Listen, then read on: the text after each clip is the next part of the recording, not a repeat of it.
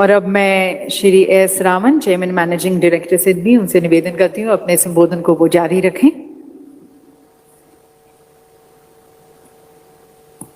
It is my privilege to welcome the Honorable Chief Minister.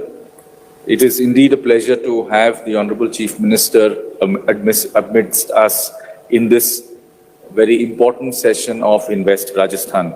So let me now very quickly make a few points before all of you. As I said, the digital journey of a bank vis-a-vis the business customer. So till now, we have all been very used to how as individuals we may get a loan which can be given to us in probably only a few hours or maybe a day. We have to now move towards the banking system giving loans to small businesses in a matter of 48 hours. This is today a reality. With the use of GST data, with the use of bank statements that are pulled directly by banking system from what is known as the account aggregator framework. Added to that is the income tax data which comes from the income tax website. Banks are fully geared towards doing a proper due diligence of its customer, and thereby we are looking at credit being given to customers within a period of 48 hours. I request all of you who are located here in Rajasthan to demand from your respective banks that they should be able to process data and give you a loan within 48 hours. This is a reality. From SIDBI's side, I can only promise that SIDBI will take this step and make sure that we are making much more credit available. We are processing our cases faster. We are providing credit to the MSMEs at a much quicker rate. SIDBI has been working with the government of Rajasthan for many years. I once again mentioned that the startup regime that we have seen, what is today being talked about in India was talked about in Rajasthan at least 5 to 6 years ago.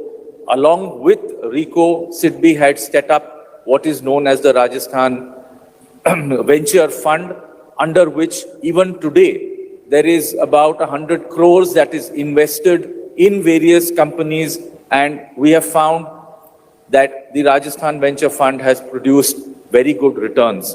My request to the government will be that we should once again put a step forward and take the startup venture initiative to a new level. I can only mention that under the Fund of Funds program of the Government of India, SIDBI has been able to give 7,500 crores to about 70 different funds, which in turn have invested in 800 companies. Today we have seen on the back of 7,500 crores, 48,000 crores being gathered by these funds from various sources, and this money has gone towards the startups. Startups are actually one of the most dynamic and most incisive vehicles for today's growth in the country. And when I say the word startup, I do not restrict it only to technology startups. They are in the area of biotech, in the area of manufacturing. We have seen a variety of startups coming up. And in this context, we are also taking forward investment in incubation centers. This is another great way for all manufacturing and other industries to be getting the benefit of expertise, of mentoring. There are incubation centers which have been set up, starting with the IITs, some of the IIMs, and today we have many private incubation centers. SIDBI on its own is also talking to several of these incubation centers so that we can once again invest in incubation centers, and which will lead to many thousand more entities coming up in the near future. The Cluster Development Fund is something that SIDBI has been working with the state governments. Our request to the Rajasthan government is MSMEs are located across the state. There are large MSMEs under the definition, which are 250 crores of turnover, and there are very small micro entities with turnover of 10 lakhs and 20 lakhs.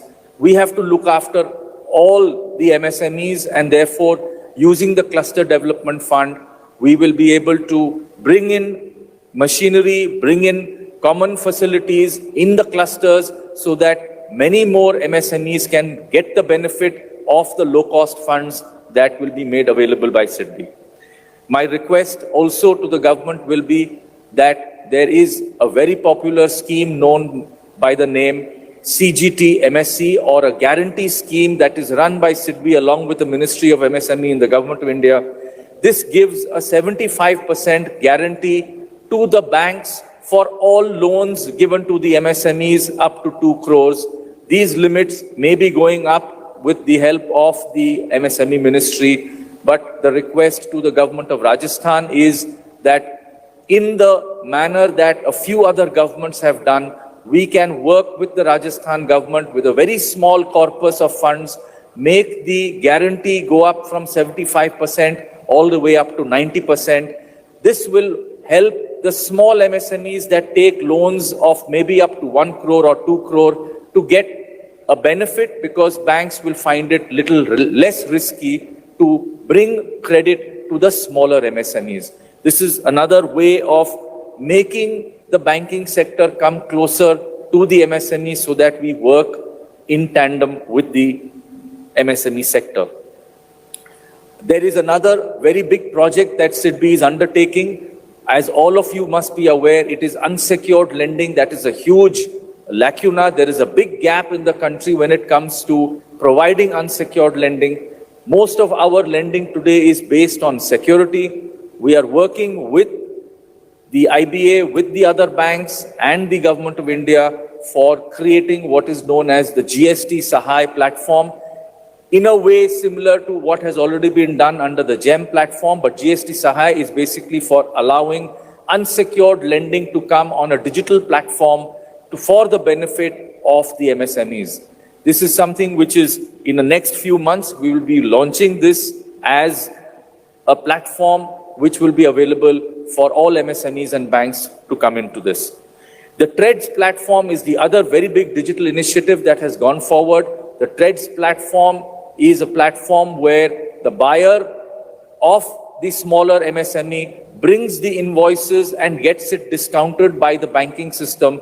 It is a digital platform. I invite all of you as MSMEs to come forward. I also request the state government that this is one of the ways for the state PSUs to make their payments more quickly to the MSMEs. The state government can use the benefit of RXIL, which is one of the TREDS platforms, and direct the state PSUs to use that platform for making early payments to the MSMEs.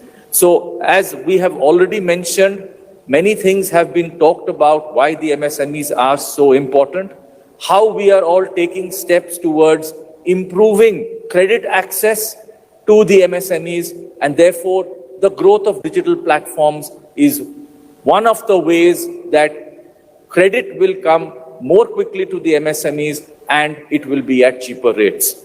So I will take this opportunity to once again thank the government of Rajasthan for giving us this opportunity. Sir, SIDBI will always be working closely with the state government and with the MSMEs of the state.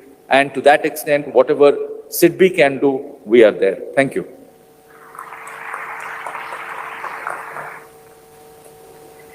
बहुत बहुत धन्यवाद sir. व्यापार बढ़ाने के लिए वित्तपोषण, इस पर आपके विचारों को हमारे साथ साझा करने के लिए, साथ साथ सिडबी के नई पहल जो हैं, काफ़ी सारे कार्यक्रम स्कीम्स जो हैं और विशेष रूप से राजस्थान सरकार के साथ मिलकर काम करने की तरफ, उसके बारे में हमें जानकारी देने का, आपके कंस्ट्रक्टिव सजेशंस गाइडेंस के लिए बहुत बहुत धन्यवाद। और अब आमंत्रित हैं श्री राजीव अरोड़ा जी, अध्यक्ष राजस्थान लघु उद्योग निगम लिमिटेड। उनसे निवेदन है उनके संबोधन के लिए।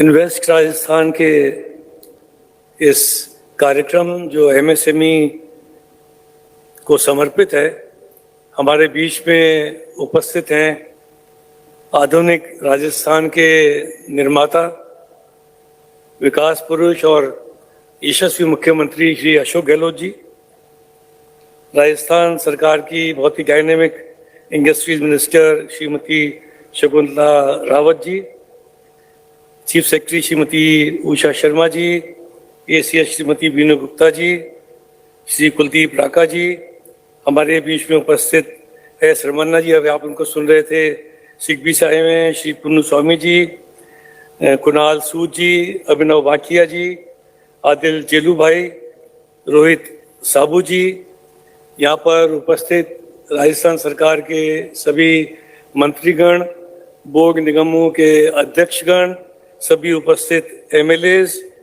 यहाँ पर उपस्थित सभी दूर दूर से आए हुए हमारे अतिथि, आपका राजस्थान की इस धरती पे स्वागत है, पधारो हमारे देश। और जब आप आज ये कार्यक्रम खत्म होगा उसके बाद मुझे पूरी उम्मीद है कि ये गुलाबी नगर के नाम से जो प्रसिद्ध है जयपुर, उससे बड़ी मधुर स्मृतियां लेके आप अपने अपने स्थान वापस जाएंगे और राजस्थान की जो विकास की गाथा है उसके अंदर आपकी भूमिका सुनिश्चित करेंगे। आज का एक बहुत ही महत्वपूर्ण जो टॉपिक था जिसपे अभी पैनल अपना डिस्कशन कर रहा था, thinking big and thinking smart, उसके ऊपर मैं राशि को जो काम कर रही है, राजस्थान एक्सपोर्ट प्रमोशन जो काउंसिल जो काम कर रही है उस पर तो आपको बताऊंगा ही, लेकिन यहाँ पे सब लोग अपनी स्टोरी शेयर कर रहे हैं कि उन्होंने कैसे काम शुरू करा, कैसे काम आगे बढ़ा। मैं भी, क्योंकि मैं खुद एक उद्यमी हूँ और मुझे मौका मिला है, मुख्यमंत्री जी ने मौका दिया है इंडस्ट्री के विकास के लिए, तो 2 मिनट में मैं मेरी बात भी कहना चाहता हूँ। 1972 में राजनीति में आ गया, पढ़ते हुए यूथ कांग्रेस का अध्यक्ष था, एनएसयूआई में काफ़ी लंबे समय तक गहलोत साहब के साथ काम करा और सोचा कि जयपुर मेरी जन्मभूमि है, उसको अपनी कर्मभूमि बनाना है। तो व्यापार कैसे शुरू करें? I come from a professional background, my father was a lawyer, grandfather doctor थे, तो सोचा कि किसी से सहायता लेंगे नहीं, बैंक फाइनेंस करेगा नहीं क्योंकि कोलेट्रल चाहिए। तो मैं सेविंग करता था, सिंडिकेट बैंक के अंदर मेरा एक अकाउंट था, मेरे पड़ोसी ने अकाउंट खुलवा दिया, 10 रुपये महीना उसमें डिपॉजिट करता था। तो जब मेरी पढ़ाई खत्म हुई तब तक उसमें 360 रुपये जमा हो गए थे। मैं बैंक में गया, उसको रेकरिंग डिपॉजिट था, उसको तुड़वाया, 392 रुपये निकले। उससे व्यापार शुरू करा, वो आम्रपाली करके मेरी जो ज्वेलरी कंपनी है।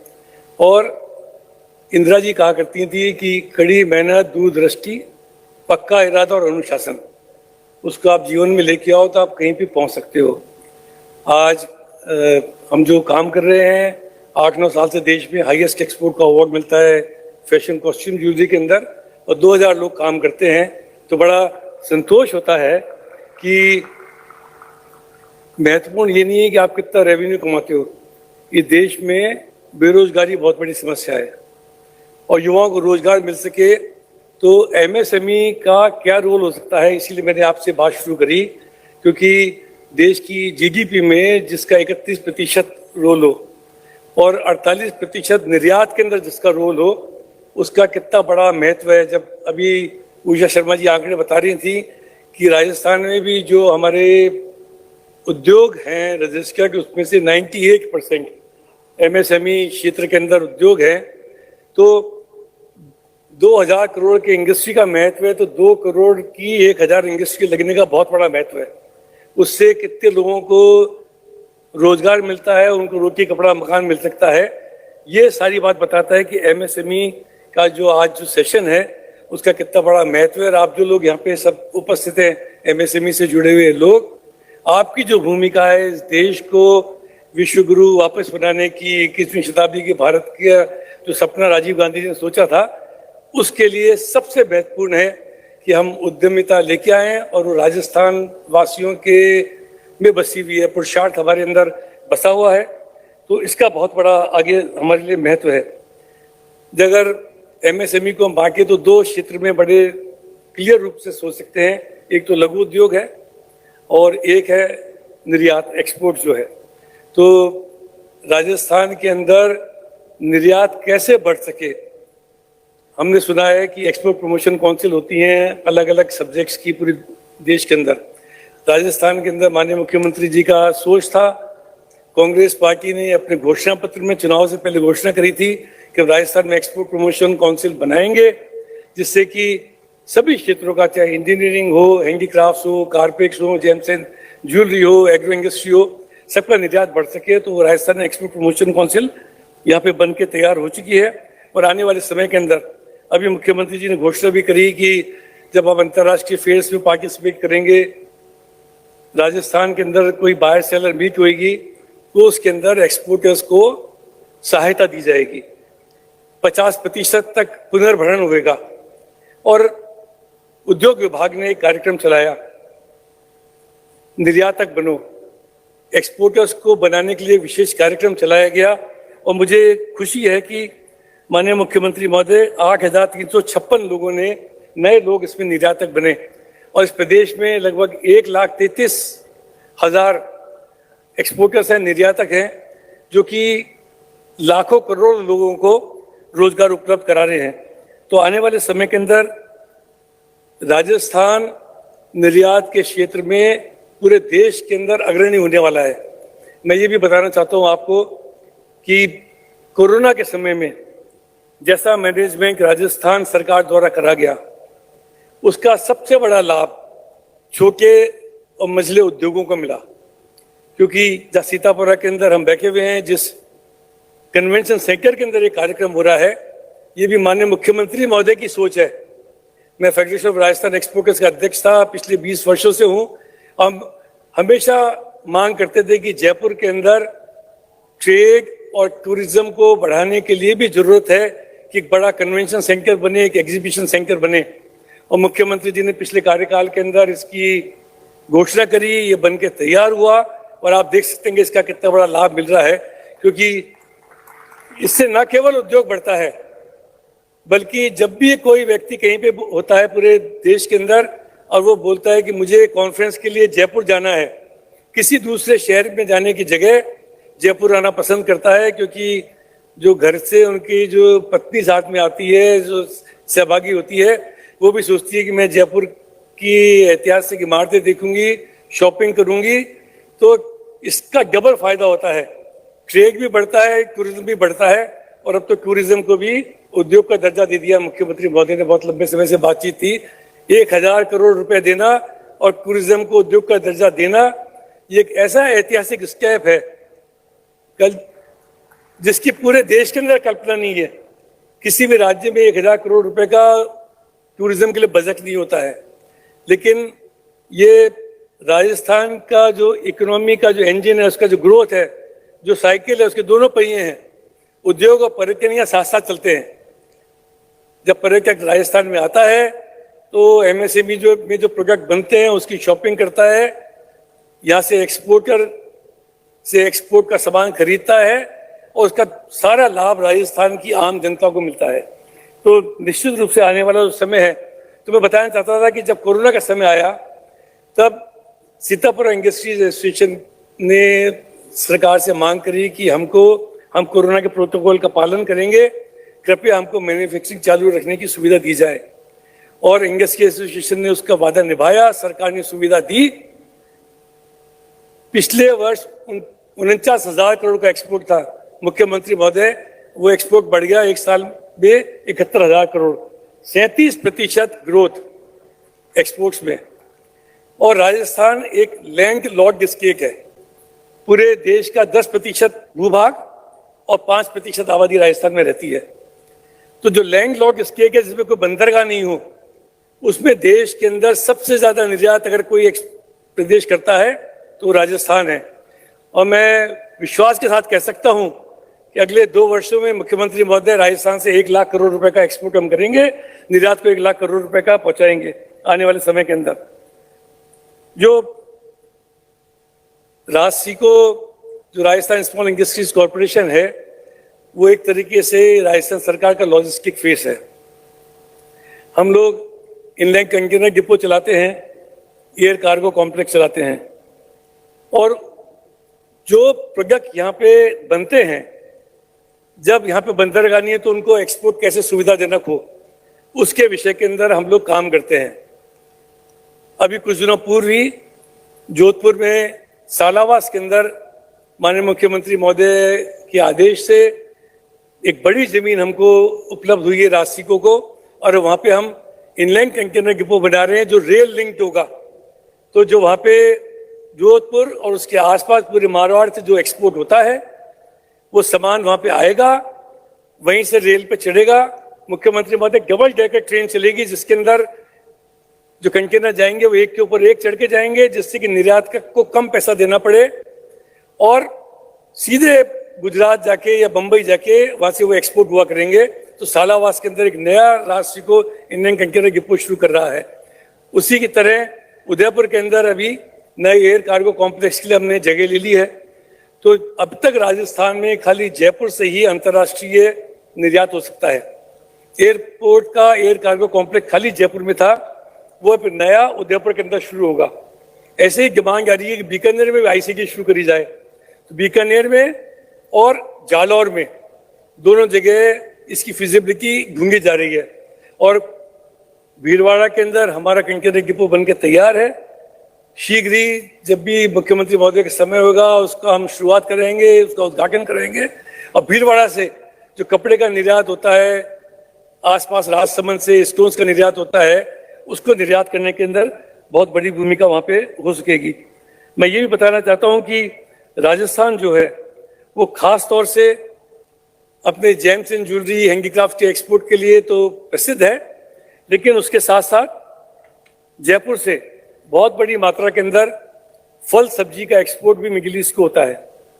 तो उसके लिए आवश्यकता थी कि एक नया एयर कार्गो कॉम्प्लेक्स यहाँ पे बनाया जाए, जहाँ पे फल सब्जियों को भी असॉर्टमेंट करके उसको डायरेक्ट एक्सपोर्ट करा जाए दुबई को, ओमान को, कुवैत को। तो उसके लिए मानसरोवर के अंदर एक नया एयर कार्गो कॉम्प्लेक्स बनना शुरू हो गया है। उसके लिए हमने केंद्र सरकार को भी लिख के भेजा था, वहाँ से भी हमको जो सहयोग राशि प्राप्त होनी थी उसकी स्वीकृति आ चुकी है। तो मुझे पूरा विश्वास है कि शीघ्र ही जयपुर से फ्रूट्स और सब्जी का जो एक्सपोर्ट है वो भी जल्दी ही शुरू हो सकेगा इस एयर कार्गो कॉम्प्लेक्स के बनने के बाद के अंदर।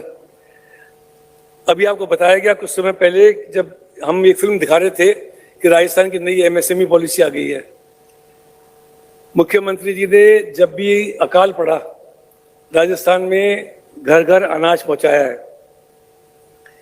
लोगों ने उस मैनेजमेंट की तारीफ करी है, लेकिन अब नई हैंडीक्राफ्ट पॉलिसी आई है और राजस्थान में कुटीर उद्योग पे आधारित सबसे ज्यादा उद्योग होते हैं कि क्राफ्ट इंडस्ट्री में जो मल्टी प्रोडक्ट है, चाहे रजाई बनाने वाला हो, जूती बनाने वाला हो, मूर्ति बनाने वाला हो, पत्थर का काम करने वाला हो, पीतल पे काम करने वाला हो, चंदन की लकड़ी पे काम करने वाला हो, इतने सारे उद्योग हैं।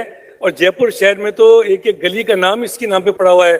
मूर्ति वालों का मोहल्ला है, यहाँ पे नीलगरों का मोहल्ला है, पन्नी घरानों का मोहल्ला है। तो नई हस्तशिल्प नीति लेके आए हैं। तो मुख्यमंत्री जी ने एक बीड़ा उठाया है कि घर घर काम पहुंचाएंगे, एक एक घर के अंदर काम पहुंचाएंगे। एक एक घर के अंदर जाके जो हैंडीक्राफ्ट की पॉलिसी है, बुनकरों के लिए, हैंडीक्राफ्ट के जो कारीगर हैं उनके लिए जो लोन है वो 3 लाख रुपए तक मुफ्त है। और उसके बाद आपको मालूम है कि हमारे यहाँ जो सिस्टम है 25 लाख रुपए तक, 5 करोड़ रुपए तक, 10 करोड़ रुपए तक जो आदमी को लोन मिलता है उस पर विशेष सुविधा दी जाती है। क्योंकि बहुत सारे अभी हमारे वक्ताओं को बोलना है, हमारी माननीय उद्योग मंत्री जी भी आपके सामने बात करेंगी। मैं खाली आपको बताना चाहता हूँ कि मुख्यमंत्री जी की एक सोच है कि हमारे सपने विशाल होने चाहिए, हमारी महत्वाकांक्षा ऊंची होनी चाहिए, हमारे प्रयत्न बड़े होने चाहिए। राजस्थान के लिए यही सपना उनके दिमाग में है। धन्यवाद। जय हिंद।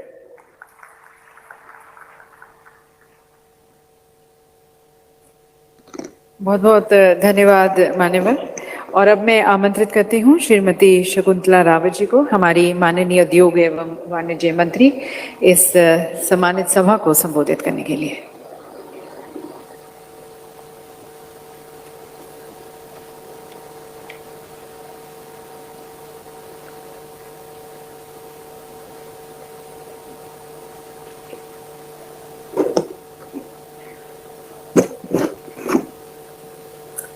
परम सम्माननीय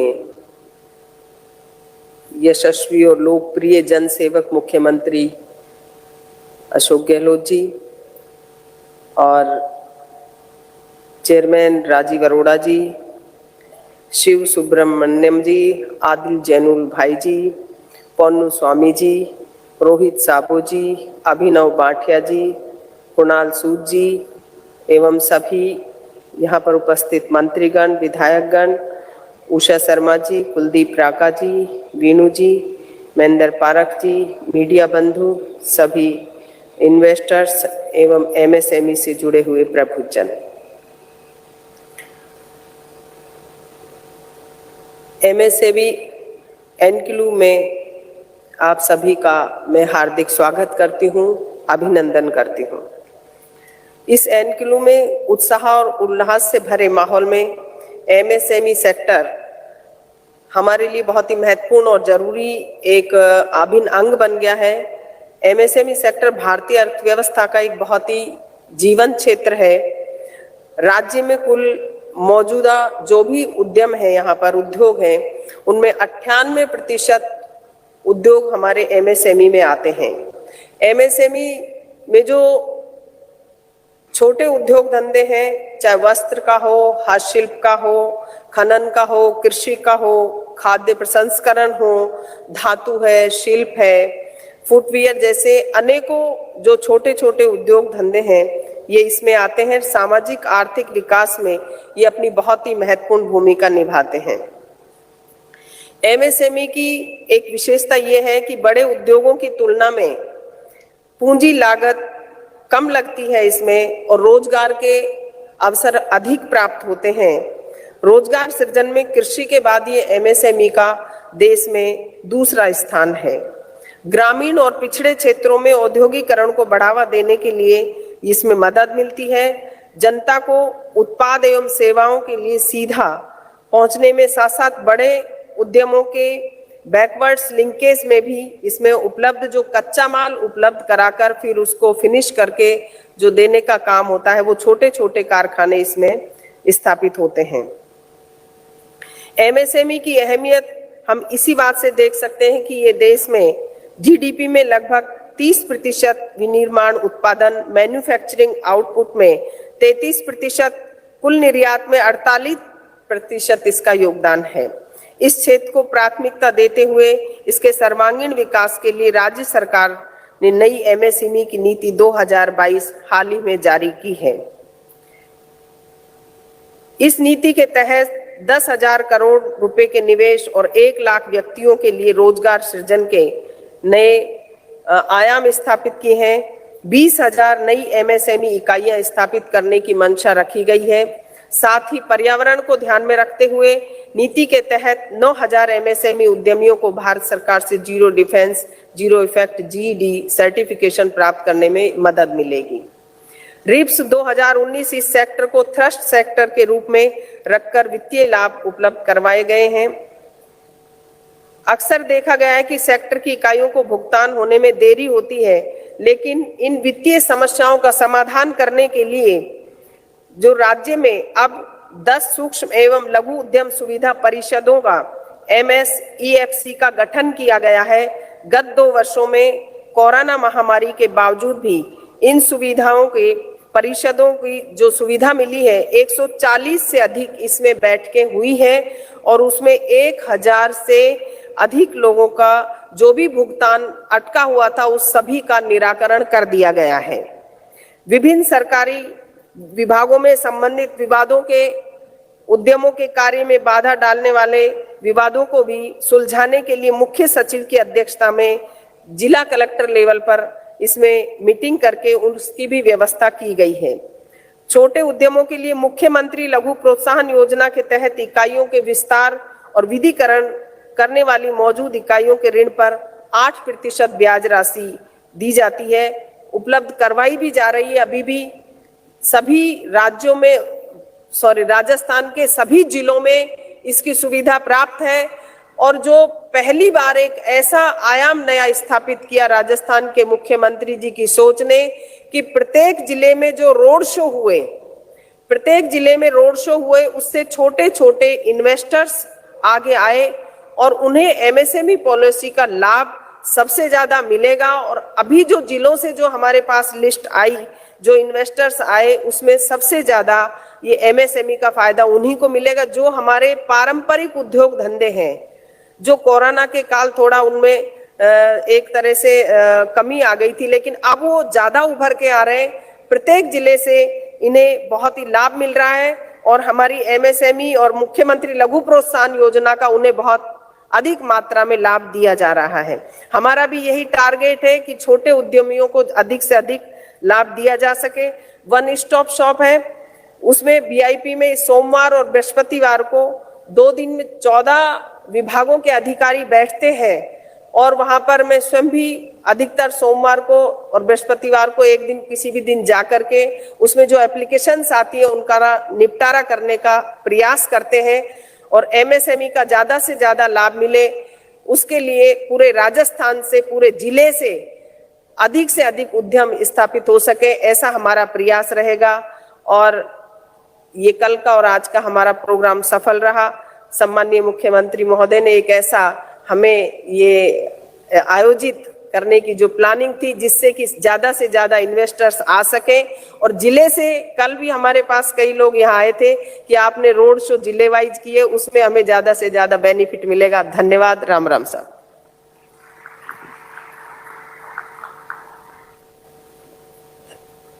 बहुत बहुत धन्यवाद माननीय मंत्री महोदय।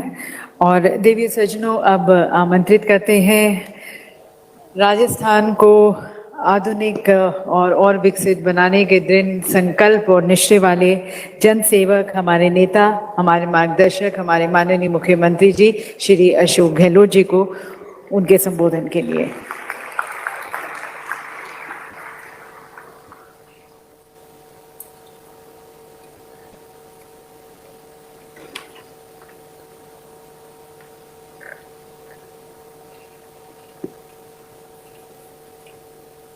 हमारे उद्योग मंत्री श्रीमती शकुंतला रावत जी, राजीव अरोड़ा जी, चीफ सेक्रेटरी उषा शर्मा जी, एडिशनल चीफ सेक्रेटरी सचिव उद्योग बीनू गुप्ता जी, कुलदीप राका जी, महेंद्र पारी जी, ये हमारे मंच में बैठे हमारे अतिथि एस रमनन जी, आदिल जैनुअल जी, जैनुल भाई, एम पुनोद स्वामी जी, रोहित साबू जी, अभिनव भाटिया जी, कुणाल सूद जी और तमाम हमारे देश विदेश से पधारे हुए तमाम उद्यमी और अधिकारीगण, भाइयों और बहनों, नौजवान साथियों, मुझे बहुत पसंद है कि इवेंट राजस्थान का दूसरा दिन आ जाए। इतनी बड़ी तादाद में आप लोग बैठे हुए हैं दूसरे दिन भी, ये अपना आप एक संदेश है। राजस्थान सरकार हमेशा एमएसएमई के साथ आपको, पहले भी हमने प्रयास किया जब कोरोना था तब भी, आगे भी आपका पूरा कैसे आपके जो योजनाएं हैं, जो आपकी सोच है, उनको हम लोग हर बार बजट में शामिल करने का प्रयास करते हैं। आप इससे अंदाजा लगा लीजिए कि जब सरकार बनी थी हमारी और 2019 के अंदर ही हमने एमएसएमई को लेके एक्ट पास किया और 3 साल तक कोई परमिशन की जरूरत नहीं होगी सरकार से एमएसएमई इकाइयों को, वो फैसला किया। और उसके बाद में 3 साल के बढ़ा के 5 साल कर दिया। आप सोच सकते हैं शुरुआत से ही एमएसएमई से ही सरकार उद्योगों के क्षेत्र में अपनी सोच रखती सकारात्मक। एमएसएमई का इतिहास ही बहुत शानदार रहा है। जब पंडित जवाहरलाल नेहरू आजादी के बाद में प्रथम प्रधानमंत्री बने तो प्लानिंग कमीशन की स्थापना की गई। वो दूरदृष्टा थे। उनकी दूरदृष्टि थी कि उस वक्त ही प्लानिंग कमीशन बना, उस वक्त ही वो तमाम संस्थाएं बनी, IIT, IIM, एम्स, बड़े बड़े कल कारखाने लगे। और मैं सोचता हूँ अगर वो उस वक्त में ये फैसले नहीं होते देश के लिए, तो आज भी हमारा मुल्क दूसरे विकसित राष्ट्रों की तरफ देखता रहता, पाकिस्तान की तरह। नींव मजबूत हुई तो आज उसमें से निकल के आए हैं टेक्नोक्रेट, उस पर निकल के आए मैनेजमेंट के लोग, बड़े बड़े कारखाने लगे तो उसमें से ही रॉ मटेरियल मिलता है MSME को भी। और आप सोच सकते हैं कि MSME परिभाषित भी पहली बार प्लानिंग कमीशन के माध्यम से की गई और एक आधार बना करके जो सोच रखी गई कि MSME छोटे उद्योगों के लिए क्या क्या सुविधाएं मिले, क्या प्रायोरिटी मिली, कैसे उनको लोन मिल सके, ये तमाम जो है यूपीए गवर्नमेंट बनी तो कानून पास कर दिया। अलग विभाग पहली बार बना MSME के लिए, तब और महत्व मिला। और तमाम बैंकिंग सिस्टम हो, सिडबी हो, सबको ये लगा कि प्रायोरिटी में MSME को देनी है। MSME की परिभाषित जब पहली बार हुई प्लानिंग कमीशन की सोच के आधार पर, सर्वे के आधार पर, और आज आप देखिए देश की GDP के अंदर 30% योगदान होना MSME की बहुत बड़ी उपलब्धि आप लोगों की। 6 लाख उद्योग तो राजस्थान में है, अभी राजीव अरोड़ा जी बता रहे थे, 1,35,000 के लगभग एक्सपोर्टर हैं। इस सेक्टर कोई मामूली सेक्टर नहीं है। जितना MSME सेक्टर मजबूत होगा उतनी आर्थिक स्थिति राजस्थान की मजबूत होगी। ये सोच के साथ हम आगे बढ़ना चाहते हैं और ये बात लागू पूरे मुल्क के लिए लागू होती है। रोजगार देते हैं तो MSME दे रही ज्यादा रोजगार देश के अंदर। एक्सपोर्ट हो रहा है तो MSME के माध्यम से हो रहा है। तो मैं कहना चाहूंगा आपको कि जिस रूप में आप लोग यहाँ आए हैं जिन उम्मीदों के साथ में, आपने महसूस किया होगा कि कोरोना के बाद में या कोरोना के दरमियान में भी हमने हमेशा ध्यान रखा किस प्रकार से वो सब सुविधाएं मिले, वो सब फैसले हों जिससे कि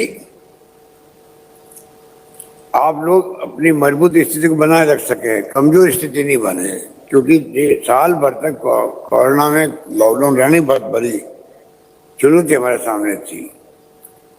हमने आपके, क्योंकि प्री बजट मीटिंग हम करते हैं तो उसमें आप लोग भी आते हैं, सब सेक्टर के लोग बुलाते हैं और जो सुझाव आप लोग देते हैं उसके आधार पर फैसले भी करते हैं, बजट प्रस्तुत करते हैं।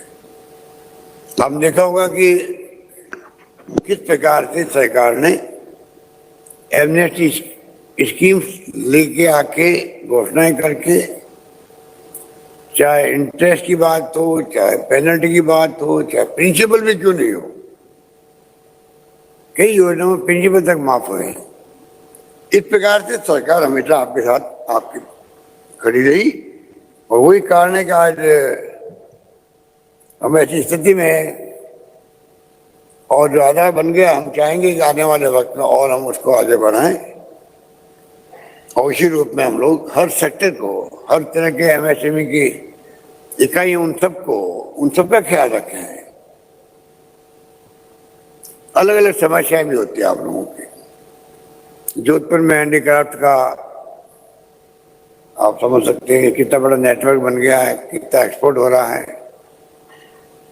कितना बड़ा गांव बाड़मेर, जैसलमेर दोनों की धरती के अंदर कितने हैंडीक्राफ्ट बनाने वाले शिल्पी हैं, रहते हैं। कितने लोगों का तकदीर बदल गई है इस हैंडीक्राफ्ट उद्योग से कोई कल्पना नहीं कर सकता। जो कलाएं लुप्त होती जा रही थी वो जिंदा हो गई वापस। ये तो एक उदाहरण दे रहा हूँ आपको। खादी की संस्थाएं बहुत ज्यादा है, उनको किस प्रकार से सुविधाएं मिले जिससे कि वो अपने पैरों पर खड़े रह सकें। तो इस प्रकार से मैंने देखा कि एमएसएमई का भविष्य उज्जवल है आज भी। अब देखिए रिफाइनरी का जो मैं बार बार बोलता रहता हूँ, तेल निकल गया बाड़मेर के अंदर। 40 साल में खुद देख रहा था बॉर्डर पर जैसलमेर बाड़मेर ऑल इंडिया की कंपनी हो, ओएनजीसी हो, खूब ट्राई कर रही थी, तेल की खोज की, नहीं मिल रहा था। आखिर में केन एनर्जी सफल हो गई बाड़मेर के अंदर। आज देश का 20% से अधिक तेल रास्ता में निकल रहा है। कल अनिल अग्रवाल बता रहे थे आपको किस प्रकार से ये क्षेत्र पनप सकता आगे भी। गैस निकलने की संभावना यहाँ पर है। तो टोटलिटी के अंदर ये जो सिनेरियो बना, तो हमने भी जिद पकड़ ली कि हमें रिफाइनरियां लगवानी है।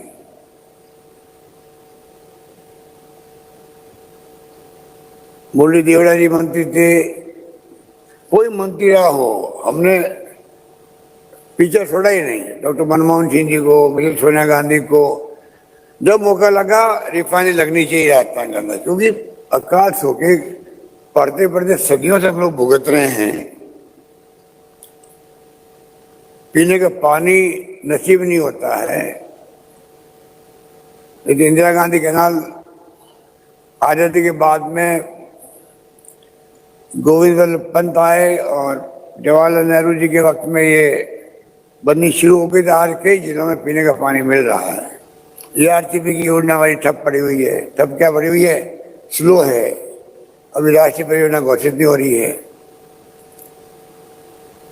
तो इस प्रकार से पूरी सोच के साथ में हमें आगे बढ़ने की आवश्यकता है।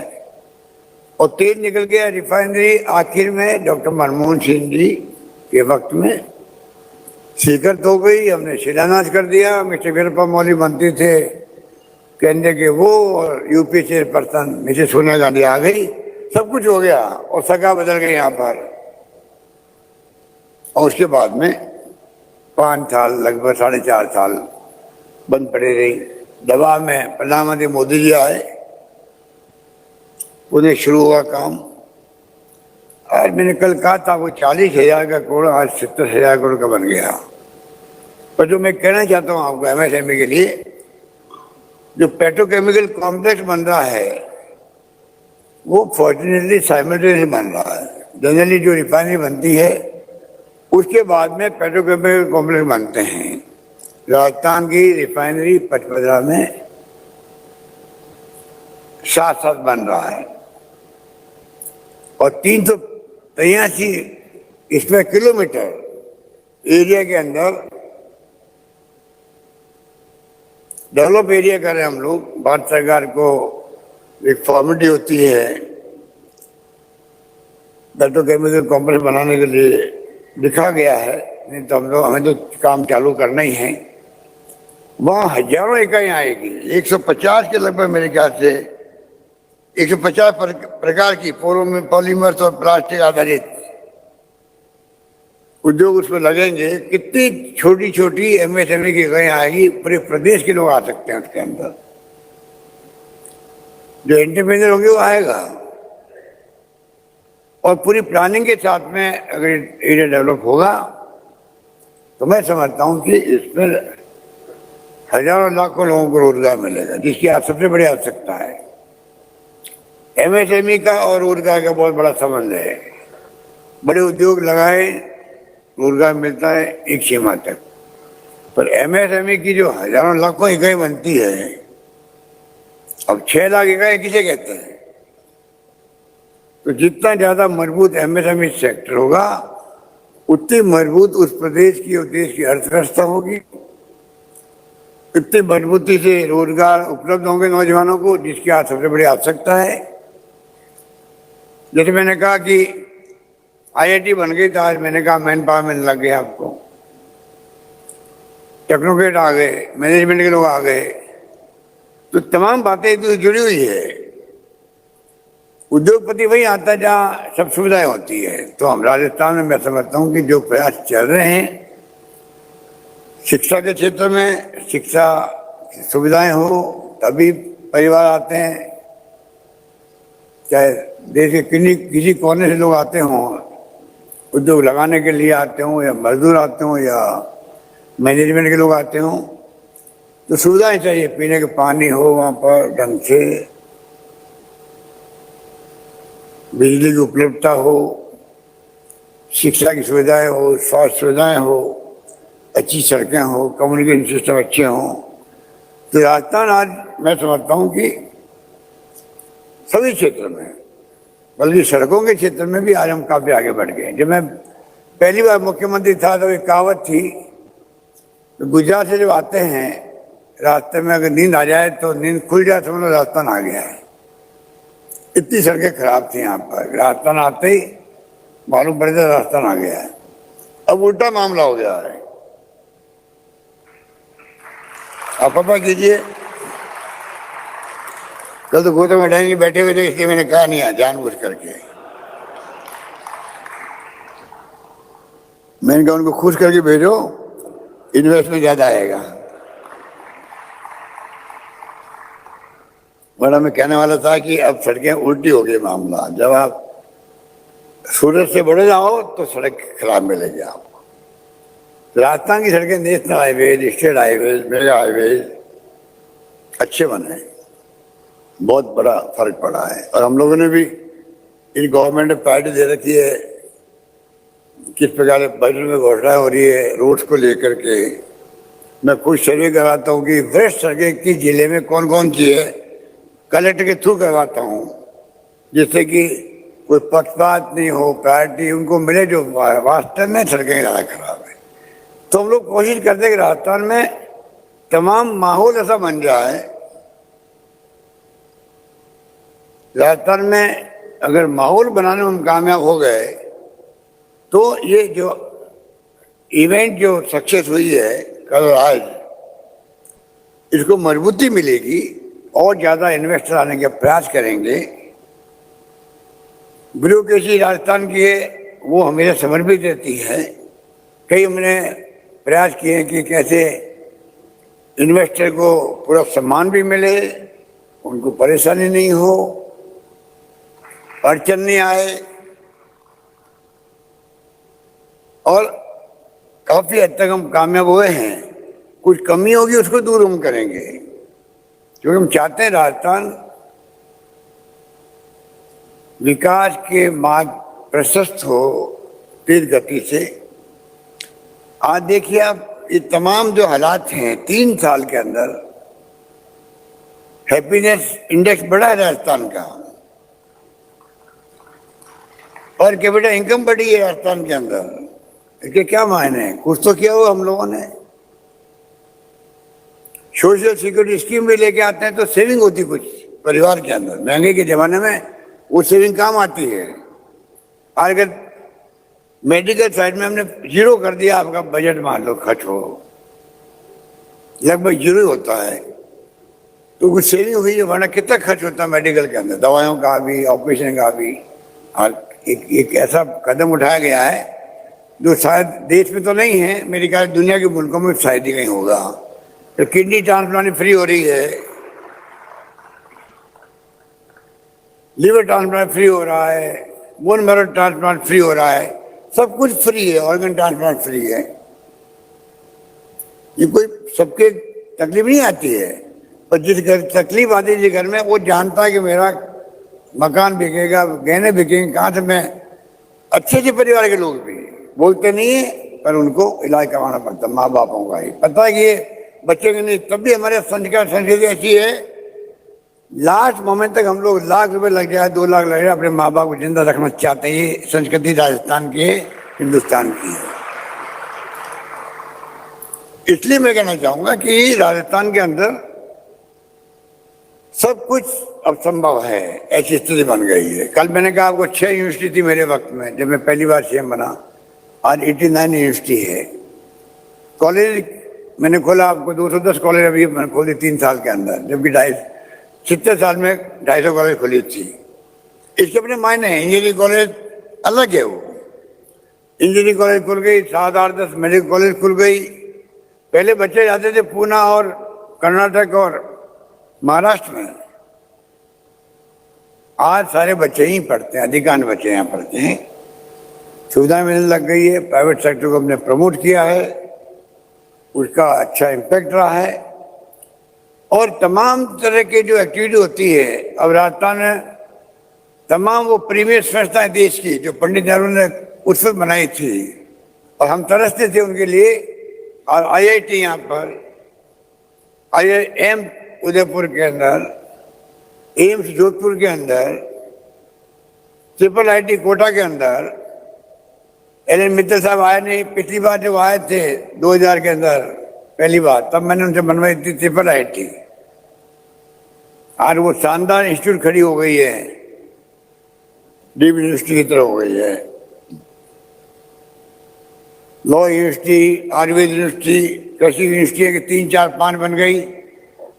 कोई कमी नहीं राजस्थान में शिक्षा के क्षेत्र में काफी आगे बढ़ चुका। सरकार खुद प्रमोट कर रही है। अब यहाँ पर जयपुर में कोचिंग हब बना अलग से, हिंदुस्तान में कहीं नहीं होगा कि कोचिंग जितनी इंस्टीट्यूट है, ट्रैफिक जाम होता है, बच्चों को तकलीफ होती है, उन तमाम कोचिंग संस्थाओं को आप एक जगह हब बना करके बिल्डिंगें खड़ी कर दी आपने। आप कोचिंग का जमाना है।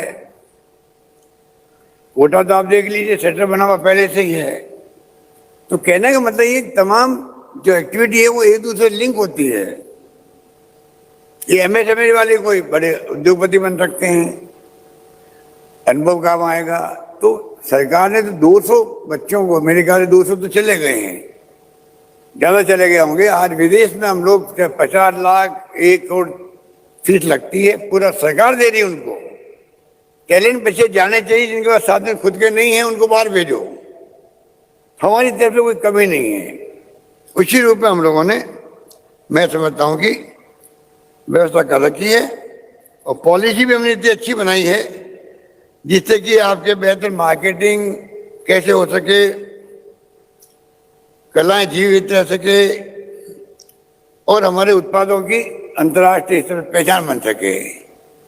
जो पॉलिसी बनाई है उसके अंदर प्रोविजन किए हैं। उसके माने ये कि किस प्रकार से हम लोग, मार्केटिंग बड़ी बात होती है, कोई कहीं लगा भी ले तो मार्केटिंग क्या होगा उसका। और सीडबी के चेयरमैन साहब बैठे हैं, मैं समझता हूँ कि इन्होंने जो बात कही है उससे मैं बहुत प्रभावित हुआ कि किस प्रकार ये सहयोग करने के लिए खुद आगे आ रहे हैं। इन्वेस्टर को क्या चाहिए, एमएसएमई लोगों को अगर टाइम पे लोन मिल जाए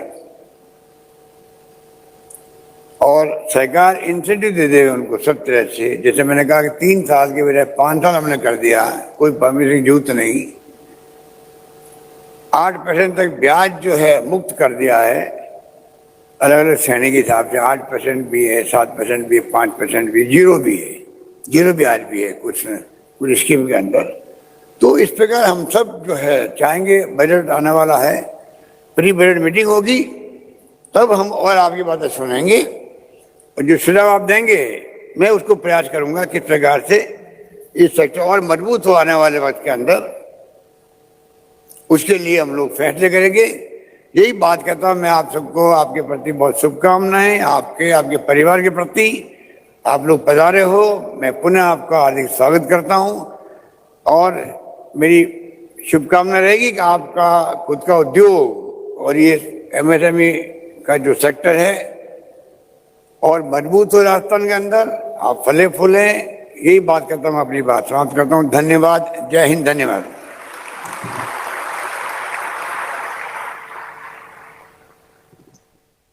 बहुत बहुत धन्यवाद माननीय मुख्यमंत्री जी। एमएसएमईज के सुंदर और उज्जवल भविष्य की तरफ जो आपकी सरकार की जो मंशा है, सोच है, जो इच्छा है और विशेष रूप से जो आपका विश्वास है एमएसएमईज में, उसे यहाँ पर हमारे सामने साझा करने का, सभी में एक नया जोश जागृत करने का बहुत बहुत धन्यवाद।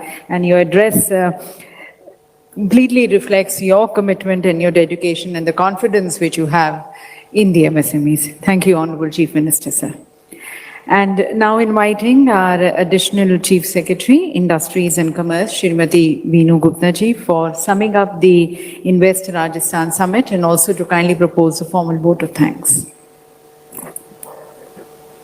माननीय मुख्यमंत्री जी, माननीय उद्योग मंत्री जी, सम्माननीय राजीव अरोड़ा जी, सम्माननीय chairman SIDBI Shri Raman, chairman QCI Shri Adil Zainul Bhai, मुख्य सचिव महोदय,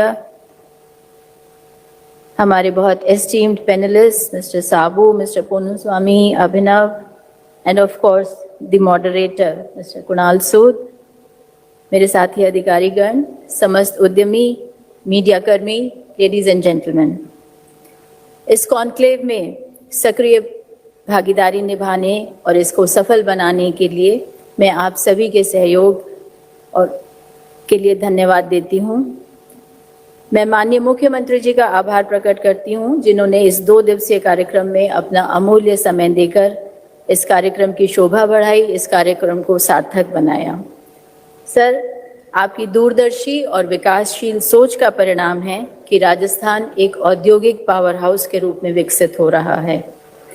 इस समिट के सफल आयोजन के लिए मैं माननीय उद्योग मंत्री श्रीमती शकुंतला रावत जी को भी धन्यवाद देती हूं, उनके मार्गदर्शन के लिए। श्री राजीव अरोड़ा जी निरंतर इस आयोजन में सक्रिय रहे और मार्गदर्शन देते रहे, उनका भी हार्दिक धन्यवाद। मुख्य सचिव महोदया श्रीमती उषा शर्मा जी को हार्दिक धन्यवाद, जिन्होंने कार्यक्रम के आयोजन के लिए समय समय पर बड़े कंस्ट्रक्टिव सुझाव दिए और पूरी टीम का हमेशा हौसला बढ़ाया। एमएसएमई कॉन्क्लेव की अगर बात करूं तो हमारे एस्टीम्ड स्पीकर्स श्री आदिल जैनुल भाई और चेयरमैन सिडबी, आप दोनों के उद्बोधन बहुत ही इंफॉर्मेटिव और इंस्पायरिंग थे। सिडबी के साथ हमारा राजस्थान वेंचर कैपिटल फंड में ऑलरेडी बहुत अच्छी सहभागिता है और वो फंड बहुत अच्छा काम कर रहा है, लेकिन आज जो चेयरमैन सिडबी ने हमें अपने डिफरेंट इनिशिएटिव्स के बारे में बताया, निश्चित रूप से हम आगे आने वाले समय में हम उन इनिशिएटिव्स का लाभ लेंगे। मैं उन सभी निवेशकों का धन्यवाद करना चाहती हूं जिन्होंने अपने निवेश के लिए राजस्थान को चुना। आपके प्रोजेक्ट्स को धरातल पर लाने के लिए राजस्थान सरकार प्रतिबद्ध है और आप और हम मिलकर इस दिशा में आगे काम करते रहेंगे। अंत में मैं सभी सहयोगी विभागों, विशेषकर tourism, food and civil supplies, home, DOIT, DIPR, agriculture, GAD और राजस्थान फाउंडेशन को उनके सक्रिय सहयोग के लिए धन्यवाद देना चाहती हूँ। समस्त मीडिया कर्मियों को अच्छे कवरेज के लिए धन्यवाद। हमारे मीडिया पार्टनर एड फैक्टर और नॉलेज पार्टनर KPMG और JECC मैनेजमेंट का बहुत बहुत धन्यवाद। सर, इस कार्यक्रम के स्मूथ संचालन के लिए हमारे नेशनल पार्टनर CII की टीम, जिसके लीडर नितिन गुप्ता, उनकी समस्त टीम, और बहुत ही सुंदर क्रिएटिव्स और डिज़ाइंस के लिए मरकरी के नवीन त्रिपाठी और उनकी पूरी टीम को हृदय से आभार। पवेलियंस और इंटीरियर्स जिन्होंने ये पूरा सेटअप किया वेन्यू, उनकी टीम को धन्यवाद। और अंत में मैं BIP, कमिश्नर इंडस्ट्रीज, RICO और RFC के समस्त अधिकारियों और कर्मचारियों का आभार प्रकट करना चाहती हूँ, जिन्होंने न दिन देखा न रात, पिछले 2 महीने से लगभग हर